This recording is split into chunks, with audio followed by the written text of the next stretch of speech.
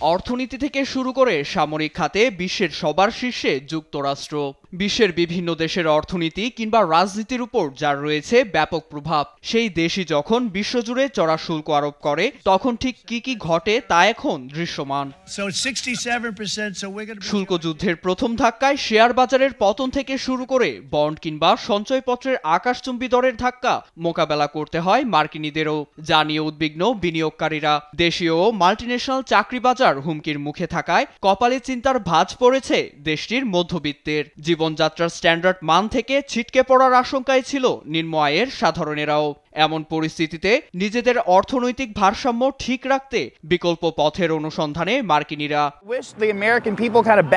আমার মনে হয় প্রেসিডেন্টের সিদ্ধান্তের প্রতি এতটা সম্মত হওয়া উচিত হয়নি। আমরা আমাদের ন্যায্যটা চাইতেই পারি। পরিস্থিতি আমাদের হাতের বাইরে চলে গেছে। তবে তিনি যে প্রথম শুল্ক বাড়িয়েছেন তা নয়। সাবেক প্রেসিডেন্ট ওবামা বলতে গেলে ড্রোন হামলা চালিয়েছিলেন।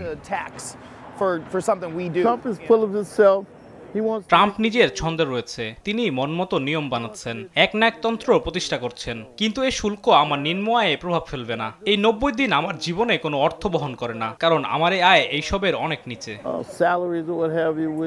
এদিকে বিদেশি পণ্যের শুল্ক আরোপের ঘোষণা পাল্টে দিয়েছে যুক্তরাষ্ট্রের নিত্য পণ্যের বাজার। সুপার শপের বিলাসী পণ্য ছেড়ে স্থানীয় বাজারে দেশীয় পণ্যের দিকে ঝুঁকছেন মার্কিনীরা। আমার মনে হয় সবটাই ঠিকঠাক রয়েছে।